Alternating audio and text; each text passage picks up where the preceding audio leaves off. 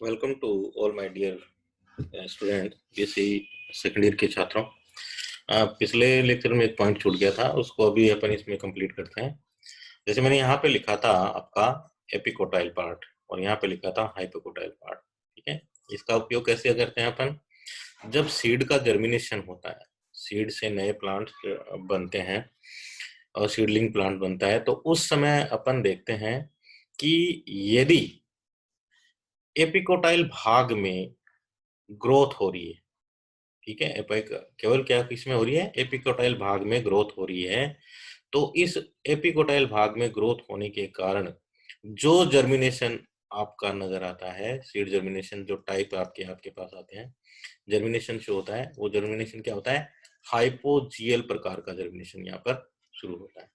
हाइपोजियल्स में क्या होगा कि जैसे आप जनरली मोनोकोट्स में देखते हो कि यदि ऊपर वाले प्लूमल पार्ट में ही वृद्धि हो रही है तो सीधी आपकी क्या निकल आ जाती है, इसमें जो सूट पार्ट है वो निकल के सीधा बाहर की ओर आ जाता है, प्लांट सीधा निकलता है। जैसे आप गेहूं की बात करें, ठीक है, वीट हो गया, मेज हो गया, ठीक है, इनमें आप देखते हो सीधा प्लांट पहले बाहर निकल के एक सुई के रूप में बाहर निकल के आ जाता है, वो उसका सूट पार्ट बाहर निकल के आता है। ठीक है, इसी तरह से अपन यहाँ देखते हैं कि यदि वृद्धि किस में हो? हाइपोकोटाइल पार्ट्स में होगा। यदि वृद्धि किस में हो? हाइपोकोटाइल पार्ट में होती है, उस समय होने वाला जर्मिनेशन होगा वो क्या होगा? आपका एपिकोटाइल पार्ट, यानी sorry epigeal germination, sorry epigeal type germination होगा। इस जर्मिनेशन में क्या होगा कि जो प्लांट है उसमें प्लांट इस तरह से जमीन में से आपको इस तरह से उठता हुआ नजर आएगा। इस तरह से आपका जमीन में से प्लांट क्या हुआ? उठता नजर आएगा। धीरे धीरे ये ऊपर इस तरह से ऊपर उठेगा और इस तरह से सीधा हो जाएगा। जैसे आप डाइकोट के अंदर देखते हो, दालें वगैरह का अंकुरण होते हुए देखा होगा, ऐसे नजर आता है कि वो प्लांट जैसे धीरे धीरे जमीन से उठ रहा हो, फिर खड़ा हो जाता है, सीधा हो जाता है। ये इस प्रकार का जो जर्मिनेशन है वो अपने यहाँ पर देखने को मिलता है। अब अपन आगे शुरू करते हैं इस चीज में। अपना जो मेन टॉपिक है जिसको इस चैप्टर में हमें पढ़ना है वो आपकी क्या है? एनाटॉमी। ठीक है, एनाटॉमी पढ़नी है। तो जो एनाटॉमी, सबसे पहले जाते हैं आंतरिकी, शारीरिकी। ठीक है, प्लांट की आंतरिक स्ट्रक्चर, सीधा सा अपन यही पढ़ते हैं कि प्लांट की इंटरनल स्ट्रक्चर्स की स्टडी से। ठीक है, इंटरनल स्ट्रक्चर की जो स्टडी होती है उसी को हम क्या बोलते हैं? इंटरनल स्ट्रक्चर स्टडी जो होती है आपकी, ठीक है, वो आपकी यहाँ पर एनाटॉमी कहलाती है। ठीक है, एनाटॉमी में यदि अपन बात कर रहे हैं प्लांट एनाटॉमी की, तो अपन यहाँ आगे प्लांट लगा देंगे, तो ये प्लांट से रिलेटेड जो भी इंटरनल स्ट्रक्चर है उनकी एनाटॉमी की बात होगी। एनाटॉमी जो वर्ड है वो टू ग्रीक वर्ड से बना हुआ है। ठीक है, टू ग्रीक वर्ड से बना हुआ है। एक वर्ड आपका एना और दूसरा आपका यहाँ पे टॉम। ठीक है, इन दो वर्ड से बना हुआ है। एना का मतलब होता है अप, ठीक है, और टमी का मतलब होता है कटिंग। ठीक है, कटिंग यानी ऊपर की ओर क्या होने वाला? सीधा सा ऐसे है, ऊपर की ओर कटिंग, यानी प्लांट के ऊपरी भागों की कटिंग के बारे में बोला है। लेकिन अपन इसमें सारे प्लांट्स के जो कटिंग करके देखते हैं। इसका मतलब क्या होगा कि प्लांट की सभी स्ट्रक्चर्स, यानी ग्रोस इंटरनल स्ट्रक्चर की स्टडी, जिसमें आपके प्लांट के ऑर्गन्स आ गए, ठीक है, टिश्यूज आ गए, ठीक है, सिस्टम, ऑर्गन सिस्टम आ गया, इनका सेक्शन कटिंग के द्वारा अध्ययन किया जाने वाले विज्ञान की शाखा को हम क्या कहते हैं? प्लांट एनाटॉमी कहते हैं। ठीक है, प्लांट एनाटॉमी के अंदर हम सारी की सारी इंटरनल स्ट्रक्चर देखते हैं और इसकी जो फर्स्ट डिटेल है, ठीक है, फर्स्ट डिटेल हमें जो इनके बारे में जानकारी दी, पब्लिश, जो एक इंग्लिश फिजिशियन थी, ब्रिटिश फिजिशियन थी, निमाह ग्रू, ठीक है, इन्होंने इसके बारे में हमें सबसे पहली डिटेल के बारे में दी। और इनकी जो जिस बुक में ये डिटेल आई थी उस बुक का नाम था the anatomy, the anatomy of, ठीक है, प्लांट्स के बारे में इन्होंने सबसे पहले डिटेल इसके बारे में दी। इसी कारण से ग्रू को क्या माना जाता है? आपका फादर ऑफ, ठीक है, एनाटॉमी माना जाता है, इनको कहा जाता है father of plant anatomy, sorry plant anatomy इनको कहा जाता है। ठीक है, ये इनके लिए है। इसके बाद में यहाँ पर एक और आपकी ब्रांच आती है, वो भी प्लांट एनाटॉमी के रिगार्डिंग इसको अपन यूज लेते हैं, वो है आपकी हिस्टोलॉजी, जिसमें आप क्या करते हो? ठीक है, इसका हिस्टोलॉजी, हिस्टोलॉजी में आप किसका अध्ययन करते हो? टिश्यूज का अध्ययन करते हो, ठीक है, टिश्यूज स्टडी कहते हैं, ठीक है। ये भी ग्रीक वर्ड के दो ग्रीक वर्ड से बनी हुई है, दो ग्रीक वर्ड है यहाँ पर आपके, एक तो है हिस्टोस, हिस्टोस, ठीक है, और जिसका मतलब होता है टिश्यूज, ठीक है, और दूसरी आपकी इसमें लोगोस, लोगोस का मतलब आप सब जानते हो डिस्कोर्स या स्टडी, ठीक है, क्या कहते हैं। तो इस विज्ञान की शाखा में किसी टिश्यूज, अपन बात कर रहे हैं यहाँ पर टिश्यूज, तो किसी टिश्यूज की कंपोजिशन, उसका क्या संगठन है, उसकी क्या स्ट्रक्चर है, ठीक है, और उसका क्या ऑर्गेनाइजेशन है, क्या उसका संगठन लेवल है, ठीक है, इस पर अपन कंटेंट की बात हो गई, स्ट्रक्चर की बात होगी, और उसका ऑर्गेनाइजेशन लेवल है जो माइक्रोस्कोप के द्वारा स्टडी किया जाता है, ऐसे विज्ञान को हम क्या कहते हैं? हिस्टोलॉजी कहते हैं। द पार्ट ऑफ एनाटॉमी, इसको अपन यहाँ पर रखते हैं। तो एनाटॉमी और हिस्टोलॉजी आर सिनोनिम्स, ठीक है, एक दूसरे के क्या है? सिनोनिम्स हैं, जो इंटरचेंजेबल है। तो अब आगे अपन बढ़ते हैं अपने इसी टॉपिक से रिलेटेड, ये तो थोड़ी सी जनरल से डिस्कशन हो गया एनाटॉमी के बारे में। देन अभी अपन एनाटॉमी शुरू करते हैं। तो अभी अपन ने पहले चैप्टर में अपन ने देखा था प्लांट का बेसिक बॉडी प्लान देखा था, ठीक है, बेसिक बॉडी प्लान देखा था।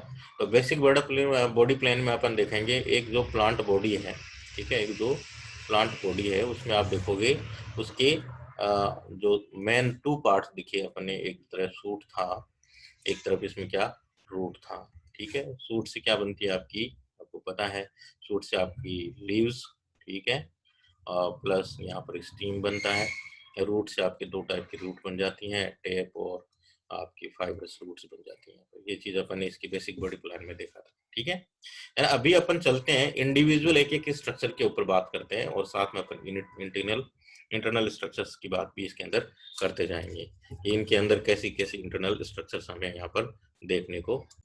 तो अपन देखते हैं सबसे पहले सूट सिस्टम देखते हैं, है ना। सूट सिस्टम में आपके हमने दो पार्ट्स बताए, तो बात करते हैं सूट सिस्टम क्या किसे बोलेंगे अपन। प्लांट का पॉजिटिव, ठीक है, पॉजिटिव फोटोट्रोपिक पार्ट, ठीक है, फोटोट्रोपिक पार्ट, फोटोट्रोपिक पार्ट, ये इसको ऐसे भी बोलते हैं नेगेटिव जियोट्रोपिक, ठीक है, नेगेटिव जियोट्रोपिक पार्ट इसको भी कहा जाता है, क्योंकि ये गुरुत्वाकर्षण के विरुद्ध गति करता हुआ भूमि से बाहर निकल के आने वाला भाग होता है, ठीक है। और इसका डेवलपमेंट अपन ने पहले बता दिया किसके द्वारा होगा, प्लूमिल के द्वारा होता है। इसमें बेसिकली आपके दो भाग अपन ने यहाँ पे लीव्स और स्टेम को माना है कि यहाँ पे होते हैं। अपन देखते हैं इसके साथ में, जैसे अपन इसके सारे पार्ट्स को अपन डिवाइड करते हैं, तो लीव स्टेम के साथ में एक पार्ट और होती है इसके ऊपर, इस पर हमें क्या मिलती है, बर्ड्स मिलती है, तो वो भी अपन साथ में कर लेते हैं शामिल इसमें, ठीक है। पहले अपन इसमें देखते हैं बर्ड्स के बारे में बात करते हैं। जो ऊपरी भाग है उसमें सबसे पहले अपन लेते हैं स्टेम, बर्ड्स बाद में बात करेंगे, स्टेम की लेते हैं।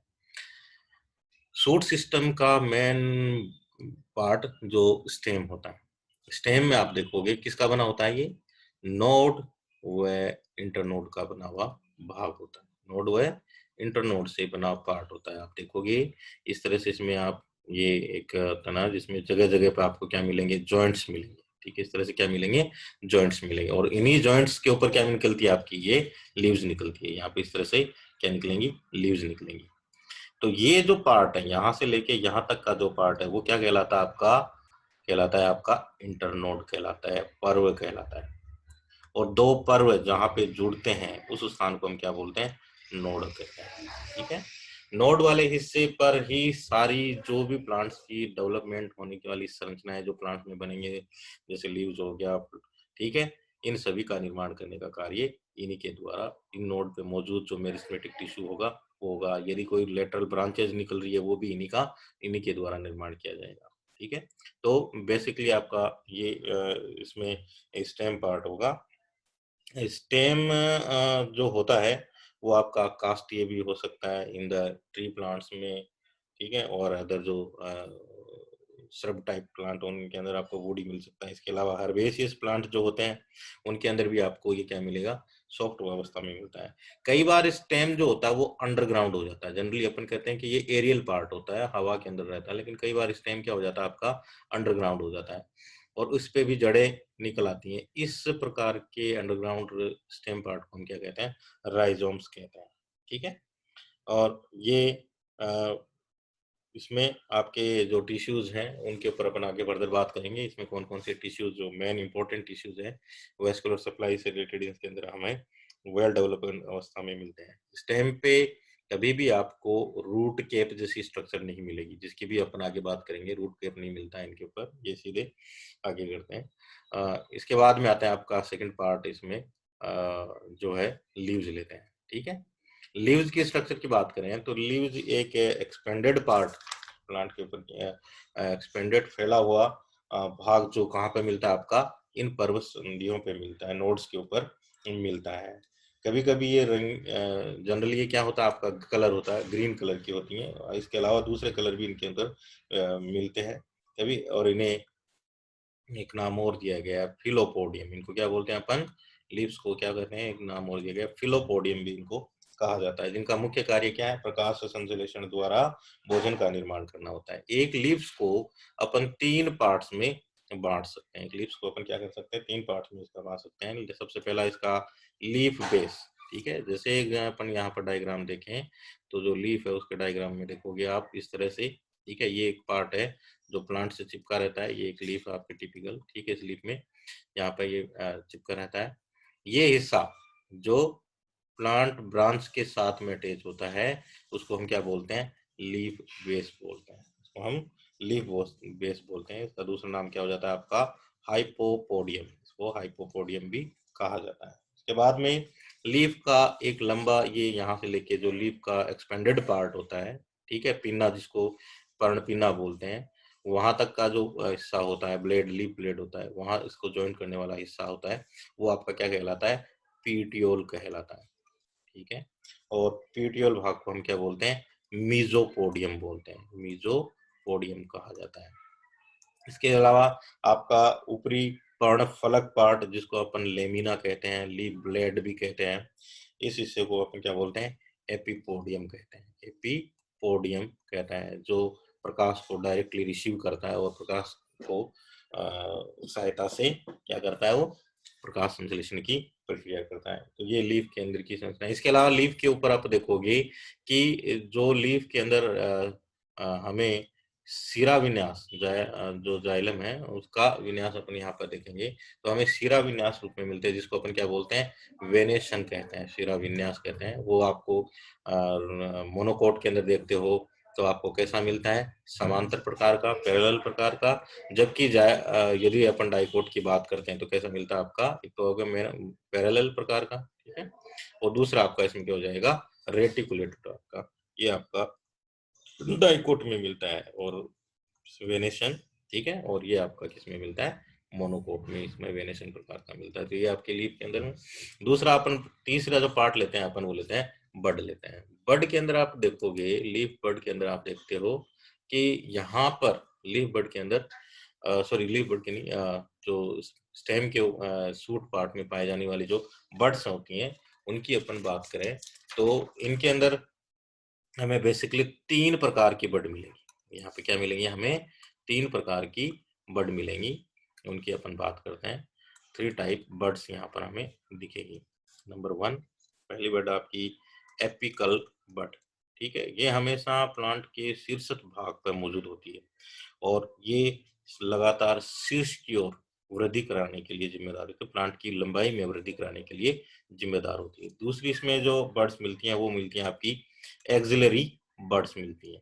ठीक है, एक्सिलरी बर्ड्स जो कहाँ मिलेंगी, जहां पे लीफ तने के साथ में जो कोण बना रहा है, इस कोण वाले हिस्से को हम क्या बोलते हैं, एक्सिल्स बोलते हैं। इसमें जो बर्ड्स मिलेंगी उनको क्या बोलेंगे, एक्सिलरी बर्ड्स। इन बर्ड्स का कार्य क्या है, ये बर्ड्स आपकी लेटरल ब्रांच बनाने में, ठीक है, लेटरल ब्रांच बनाने में काम करती हैं। इसके अलावा कोई फ्लोरल स्ट्रक्चर भी बना सकती हैं। लीफ का भी निर्माण इन्हीं के द्वारा होता है। ठीक है, तो ये लेटरल, स्पेशली लेटरल ब्रांच के द्वारा इनका निर्माण किया जाता है। इन बर्ड्स का जो निर्माण है या इनका जो डेवलपमेंट है वो डेवलपमेंट हमेशा किस रूप में होता है, एक्सोजिनस वे में होता है, एक्सोजिनस वे में होता है। जिस तरह से आप देखोगे रूट के अंदर, रूट में जो जितनी भी लेटरल रूट्स निकलती हैं, पार्श्व जड़ें निकलती हैं, सेकेंडरी रूट, उन पार्श्व जड़ों का निर्माण हमेशा क्या होता है, एंडोजिनस। ये डिफरेंस कर लेना यहाँ पर, जड़ में पार्श्व जड़ों का निर्माण एंडोजिनस पेरिसाइकिल से होता है, जबकि